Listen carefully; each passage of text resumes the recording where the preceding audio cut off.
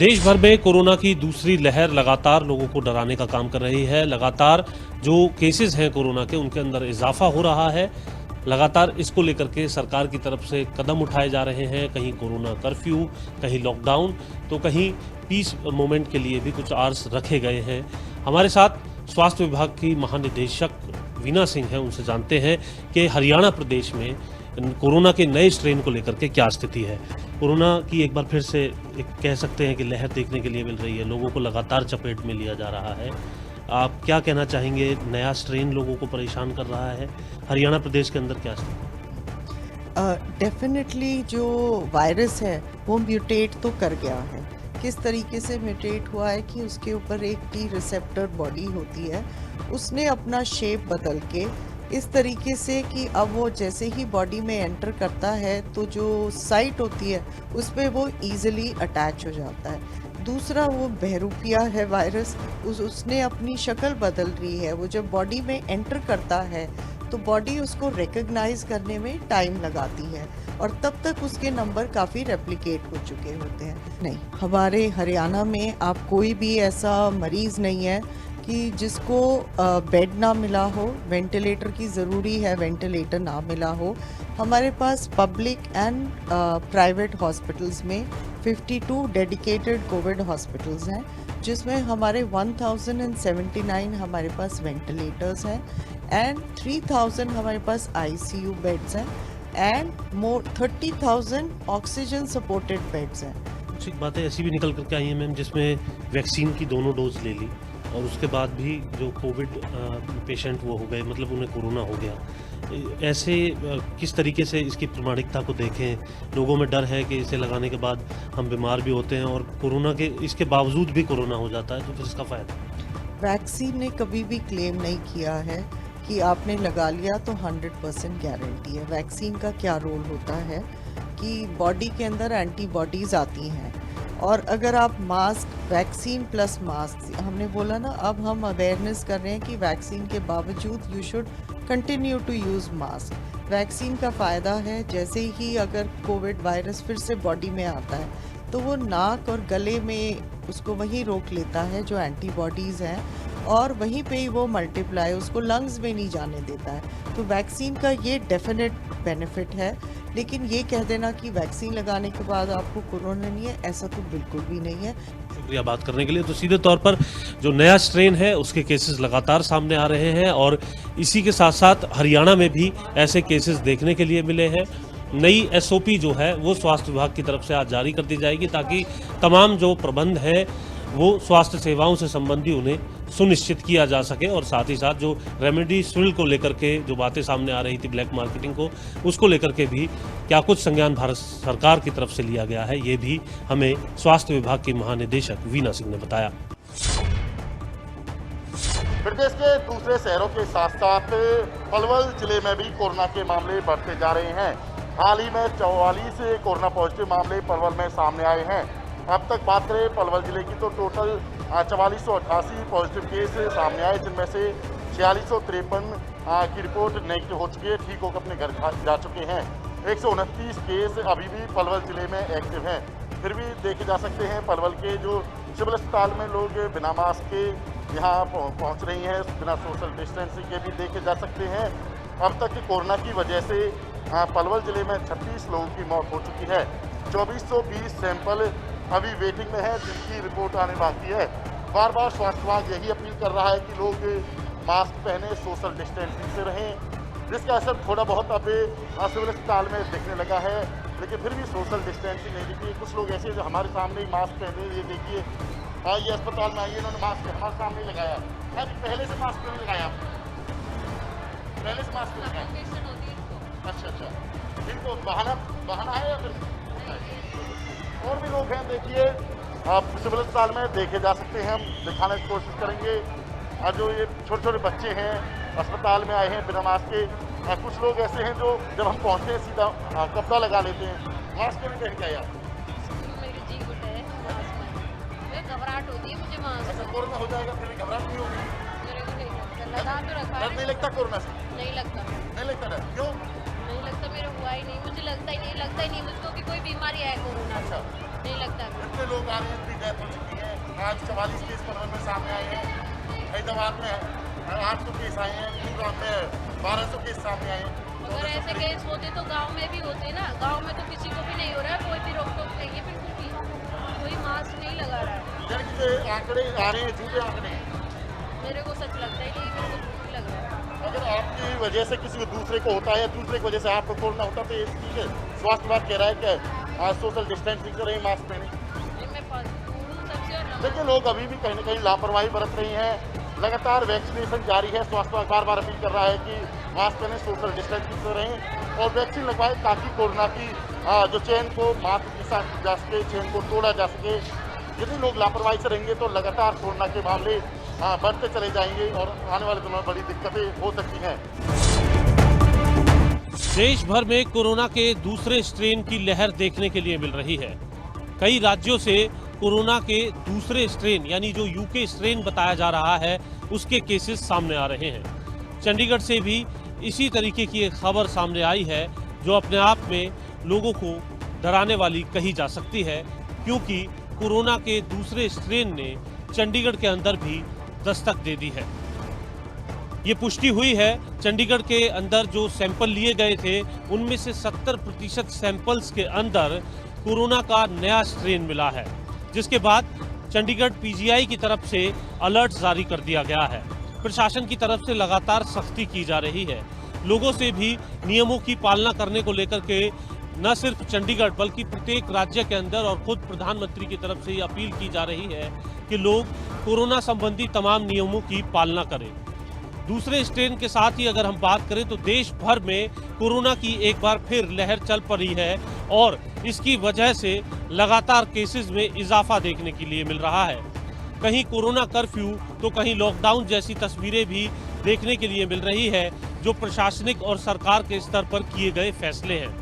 अब लोगों को ये तय करना है कि बढ़ रही इस महामारी को लेकर के वो तमाम नियमों की पालना करते हैं या फिर सरकार को इसे लेकर और अधिक सख्ती करनी पड़ेगी, जिसके बाद लोग इन तमाम नियमों का पालन करें।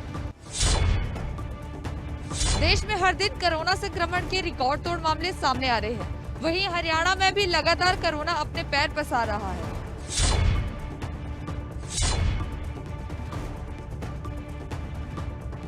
एक तरफ सरकार सख्ती बढ़ा रही है तो दूसरी तरफ कोरोना अपनी रफ्तार बढ़ा रहा है। कोरोना की दूसरी लहर की चपेट में अब धीरे धीरे पूरा देश आ चुका है। आलम यह है कि जिन राज्यों में हालात काफी बेहतर थे, रिकवरी रेट काफी बेहतर था, वहां हालात बेकाबू हैं। हरियाणा में ये साफ कर दिया गया सरकार की तरफ से कि लॉकडाउन नहीं लगाएंगे, लेकिन सख्ती और बढ़ा दी गई। दिन ब दिन ये बंदिशें और ज्यादा क्यों बढ़ाई जा रही हैं? इसका एक बड़ा कारण लोगों की लापरवाही और दूसरा बड़ा कारण कोरोना के रोजाना रिकॉर्ड मामले सामने आना। हरियाणा में 24 घंटे के अंदर 5,858 नए केस सामने आए हैं। साथ ही 18 मरीजों की मौत हो गई। रिकवरी रेट गिरकर 89.92% पर पहुंच गया। अब एक्टिव केस की संख्या बढ़कर 30,518 हो चुकी है। अब तक 3,354 मरीजों की हरियाणा में मौत हो चुकी है।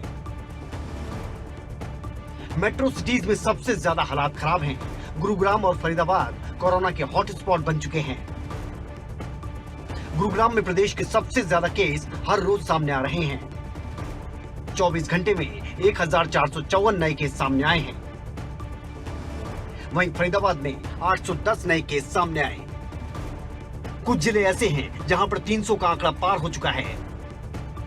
सोनीपत में 336 केस सामने आए तो हिसार में 379 नए केस सामने आए। वहीं करनाल में 370 तो पंचकुला से 315 नए केस सामने आए।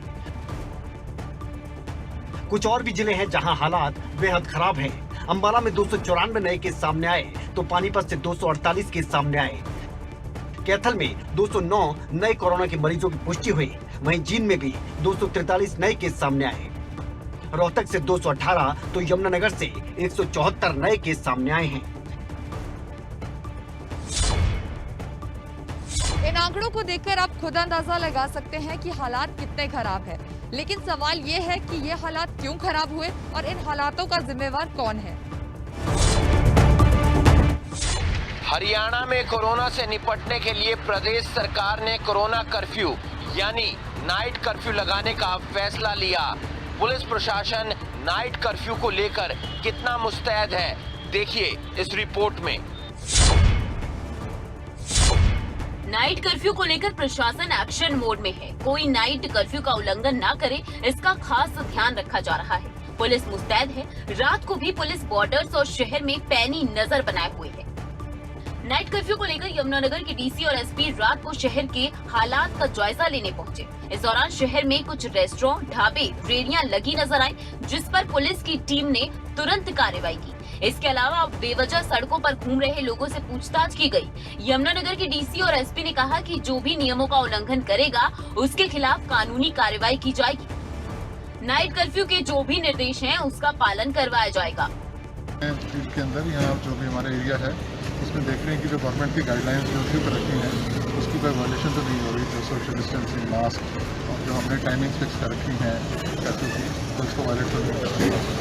देखिए, नाइट कर्फ्यू जो टाइमिंग्स है 10 बजे से लेकर 5 बजे तक, उसको बिल्कुल सरकार के निर्देश के अनुसार इम्प्लीमेंट किया जाएगा। जितने भी SHOs हैं, जितने चौकी इंचार्ज हैं, सबको ये निर्देश दे दिए गए हैं कि वो निकले फील्ड में और इस कर्फ्यू को बिल्कुल लेटर एंड स्पिरिट में इम्प्लीमेंट करें।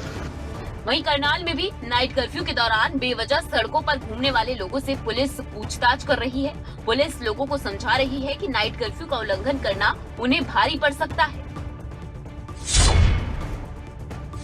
पूरे देश में कोरोना संक्रमण फैल रहा है, लगातार मामले बढ़ रहे हैं। ऐसे में सरकार ने नाइट कर्फ्यू लगाया है। पुलिस भी नाइट कर्फ्यू को लेकर मुस्तैद है। लोगों को भी सहयोग करने की जरूरत है और नियमों का पालन करना चाहिए। देश में कोरोना वायरस की रफ्तार तेज हो गई है। कोरोना वायरस की दूसरी लहर हर दिन नए रिकॉर्ड बना रही है। पिछले 24 घंटे में रिकॉर्ड तोड़ आंकड़े दर्ज किए गए हैं और ये आंकड़े 2 लाख के पार पहुंच गए हैं। कोरोना की दूसरी लहर कितनी खतरनाक है, इस बात से आप वाकिफ हो ही चुके होंगे।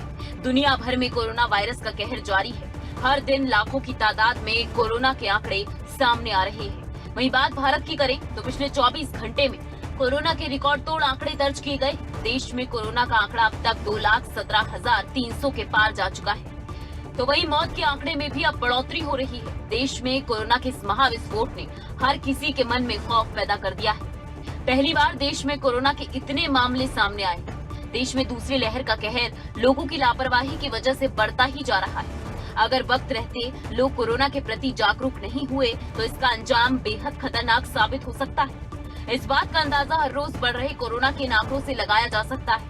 चलिए अब आपको एक बार देश में कोरोना के ताजा हालातों के बारे में बता देते हैं कि आखिर देश में कोरोना को लेकर क्या स्थिति है। देश में कोरोना बेकाबू हो चुका है। 24 घंटे में 2,17,300 से ज्यादा केस सामने आए। वहीं 24 घंटे में 1,185 लोगों की जान गई है। कुल कोरोना का आंकड़ा 1,42,00,000 के पार पहुंच गया है। अब तक 1,25,47,866 मरीज रिकवर हुए हैं। देश में लगातार बढ़ रहे कोरोना के केस संकेत दे रहे हैं कि कोरोना लोगों की लापरवाही के चलते बेकाबू हो गया है, जिसके चलते राज्य सरकारों को लॉकडाउन का सहारा लेना पड़ रहा है। ऐसे में देश के कई राज्यों में लॉकडाउन तो कहीं नाइट कर्फ्यू लगाया गया है, लेकिन लोगों में कोरोना का कोई डर नहीं। अब भी लोग कोरोना के प्रति लापरवाही बरत रही। लोगों को कोरोना को काबू में लाने के लिए सतर्कता बरतनी होगी।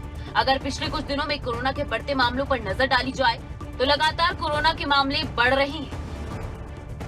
11 अप्रैल को कोरोना के 1,52,879 केस सामने आए। वहीं 12 अप्रैल को 1,68,912 कोरोना के केस सामने आए। बात 13 अप्रैल की जाए तो 13 अप्रैल को 1,61,736 कोरोना के केस सामने आए। 14 अप्रैल को यह आंकड़ा बढ़कर 1,84,372 पर पहुंच गया। 15 अप्रैल को आंकड़ा फिर बढ़ा और 2 लाख के पार पहुंच गया। वहीं 16 अप्रैल को 2,17,353 केस सामने आ चुके हैं। भारत में कोरोना के हर दिन रिकॉर्ड तोड़ मामले दर्ज किए जा रहे हैं। ऐसे में लोगों से उम्मीद की जा रही है कि वे अपनी जिम्मेदारी को समझें। कोरोना के प्रति सावधानी उतनी ही जरूरी है जितना कि वैक्सीन लगवाना, इसलिए कोरोना के प्रति सतर्क रहें। अंबाला के शमशान घाट में 5 महीने पहले एलपीजी शवदाह सिस्टम लगाया गया था, लेकिन आज तक उसमें एक भी शव का दहन नहीं हुआ। ऐसे में प्रशासन की तरफ से निर्णय लिया गया है कि कोरोना पॉजिटिव मरने वाले लोगों को अब शवदाह सिस्टम के जरिए ही संस्कार किया जाएगा। कोरोना संक्रमण की दूसरी लहर के चलते अंबाला शहर में मौत का ग्राफ फिर से बढ़ने लगा है। 31 जनवरी से 13 अप्रैल तक अंबाला शहर के रामबाग रोड गोविंदपुरी शमशान घाट में कोरोना से मरने वालों के 19 से ज्यादा शवों का संस्कार किया जा चुका है। कोरोना के चलते हरियाणा सरकार ने हर शहर में एलपीजी शवदाह सिस्टम लगवाने का काम शुरू कर दिया है। नगर निगम ने 4 महीने पहले 29 नवंबर को गोविंदपुरी शमशान घाट में लगभग 66 लाख की लागत से एलपीजी शवदाह सिस्टम लगवाया था, लेकिन लोगों की धार्मिक आस्था और पुरानी परंपरा की वजह से आज तक इस शवदाह सिस्टम में एक भी दाह संस्कार नहीं हो पाया है। ये एलपीजी का जो षड्यंत्र है, ये आज से नवंबर के अंदर माननीय नगर विधायक श्री असीम गोयल जी द्वारा इसका उद्घाटन किया गया था और उनके प्रयासों से ये बनाया गया था। जब से लेके अब तक हम लोगों को इसके लिए प्रेरित कर रहे हैं कि इसके अंदर संस्कार करवाएं, परंतु यहाँ पर लोगों की अंबाला शहर पुराना शहर होने की वजह से और लोगों के पुराने विचार होने की वजह से लोगों की आस्था जो है वो लकड़ी में है। वहीं प्रशासन ने गोविंदपुरी शमशान घाट की देखरेख करने वाले खत्री सभा को आदेश दिया है कि कोरोना से मरने वालों के संस्कार एलपीजी शवदाह सिस्टम के जरिए ही किए जाएंगे। वहीं खत्री सभा के अधिकारियों ने बताया कि सरकार की तरफ से आदेश आए कि कोरोना से मरने वाले व्यक्तियों का संस्कार एलपीजी शवदाह सिस्टम में ही किया जाए। उन्होंने बताया कि इसके लिए तैयारियां शुरू हो चुकी है। इस सिस्टम को चलाने के लिए उपयोग होने वाली चीजों का इंतजाम भी किया जा रहा है। जल्द ही इसे शुरू कर दिया जाएगा। तो इसलिए मशीन में करके ये लाभ है कि ये अपने कोरोना जो है वो आगे फैल लेगा, उसका खतरा नहीं है। इसीलिए हरियाणा सरकार के आदेश के मुताबिक हरियाणा सरकार ने आज से इसका शुभारंभ करवा दिया है और अभी कोरोना का केस जो है इसमें संस्कार करने जा रहे हैं और उसके पश्चात जो है ये अब विधिवत तौर से कोरोना के सारे केसेस इसी में होंगे। एलपीजी शवदाह सिस्टम से जहां समय और पैसे की बचत होती है, वहीं ये सिस्टम वातावरण के लिए भी बहुत लाभदायक है क्योंकि प्रदूषण नहीं होता है। एक तरफ कोरोना, दूसरी तरफ महंगाई, दोनों तरफ से फंसी आम जनता परेशान है। अब तो दुकानदारों को भी यह डर सताने लगा है कि कहीं फिर से एक बार फिर लॉकडाउन न लग जाए। कोरोना के बढ़ते प्रभाव के चलते और नवरात्रों में बढ़ रही फल फ्रूट की डिमांड के चलते नारायणगढ़ में फल फ्रूट के भाव बढ़ते जा रहे हैं, जिससे दुकानदार तो परेशान है ही, साथ ही आम जनता की टेंशन भी बढ़ गई है। कोरोना है उसके वजह से जो आम नागरिक है और जो उद्योग धंधे हैं वो बिल्कुल चौपट हो गए हैं और जो लोगों का दोबारा जीवन यापन शुरू हुआ था फरवरी मार्च के बाद, उसके बाद जो दोबारा लॉकडाउन की स्थिति आ गई है उससे दोबारा लोगों का जो काम धंधे हैं वो बंद होने के कगार पे हैं। महाराष्ट्र और आंध्र प्रदेश से आ रहे फल फ्रूट की सप्लाई न होने से जहां मार्केट में फल नहीं आ रहे, तो वहीं कीमतों में 50 से 60 रुपए की बढ़ोतरी होने से हर वर्ग परेशान है। फल फ्रूट का सब्जी का बहुत असर है जी। तो सेब पहले आ रहा था जी 200 रुपये किलो आ रहा था जी, वो 250 रुपये किलो बिक रहा है जी। जो 100 रुपये किलो था वो 150 किलो बिक रहा है। केला जो पहले 22 रुपये किलो आ रहा था, केला वो 33 रुपये बिक रहा है जी। तो किस रेट दें, किस रेट ग्राहक को लाएँ, किस रेट आगे बेचें, इससे ग्राहक भी खराब हो रहे हैं जी। ग्राहक हमें कहते हैं आप महंगा दे रहे हो, लेकिन पीछे मार्केट दे जाए, मंडी वो दे जाए पीछे जी। दुकानदारों का कहना है कि त्योहारों के चलते फलों की डिमांड बढ़ रही है। नारायणगढ़ में 200 रुपए बिकने वाला सेब अब 250 रुपए प्रति किलो और 100 रुपए बिकने वाला सेब अब 150 रुपए प्रति किलो मिल रहा है। वहीं मौसमी 100 रुपए प्रति किलो और केले लगभग 80 रुपए किलो पर पहुंच गए हैं। हर दिन फलों के दाम बढ़ते जा रहे हैं, जिससे फल अब आम आदमी की पहुंच से दूर होता जा रहा है। दुकानें बंद हो रही हैं, कोरोना की ज़्यादा वृद्धि हो रही है, महंगाई जो 10 रुपये थी उसका 15 रुपये रेट हो गया है, हर चीज़ महंगी है। क्या खाएंगे, क्या रहेंगे, काम बंद हो गए, धीरे सारे काम बंद होते जा रहे हैं। कोरोना की वजह से बढ़ती महंगाई ने जहां दुकानदारों की एक तरफ चिंता बढ़ा दी है, वहीं दूसरी तरफ आम लोगों के पसीने भी छूट रहे हैं। हरियाणा के मुख्यमंत्री मनोहर लाल ने प्रदेश में अनधिकृत क्षेत्रों में चल रहे उद्योगों को रेगुलर करने को लेकर उसे पॉलिसी बनाकर जल्द से जल्द अमली जामा पहनाने के निर्देश दिए हैं।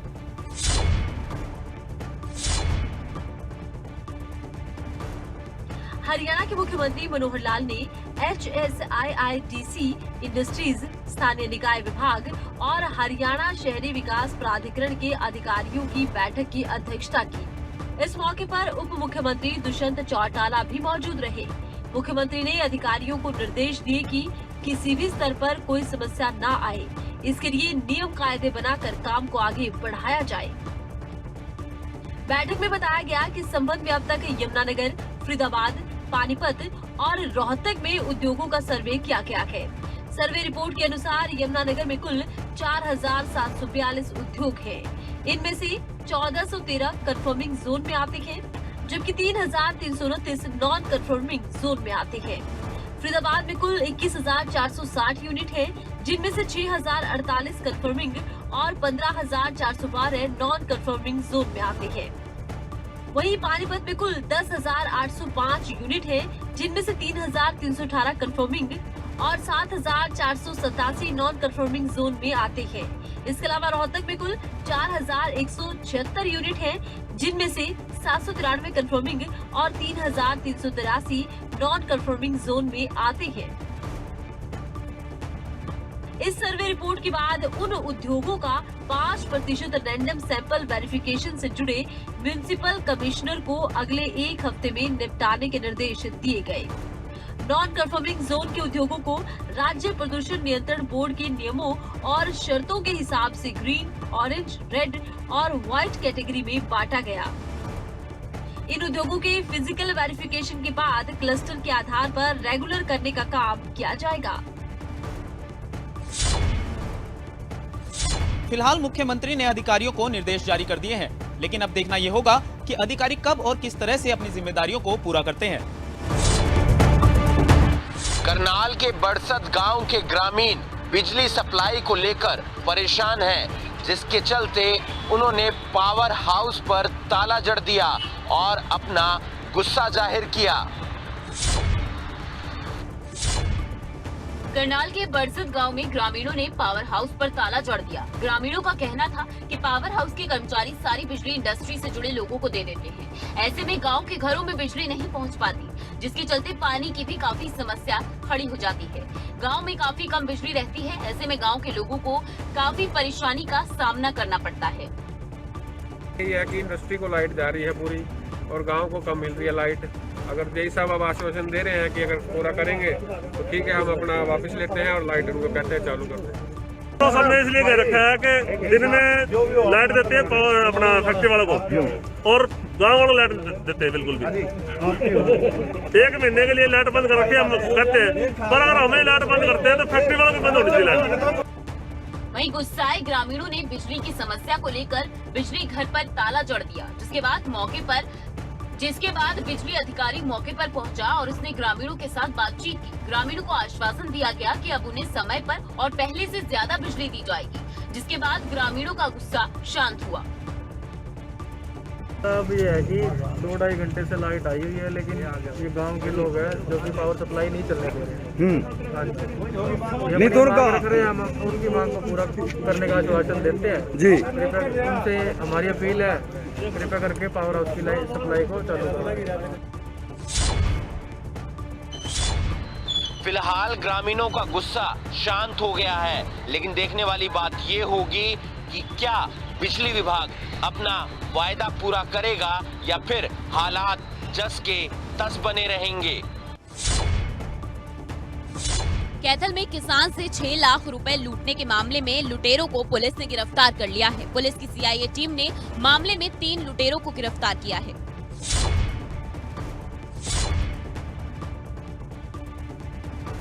प्रदेश में लुटेरों की धरपकड़ के लिए सीआईए पुलिस अपने एक्टिव मोड में आ गई है।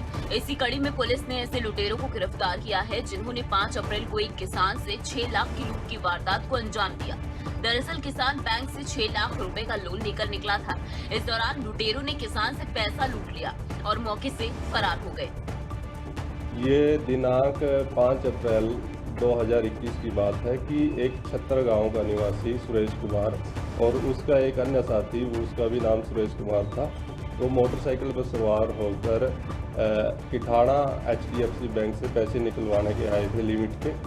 तो उस समय उस बैंक में, किठाड़ा वाले बैंक में पैसे उपलब्ध नहीं थे, तो जिस कारण से HDFC बैंक वालों ने उसको HDFC राजौन में भेज दिया था।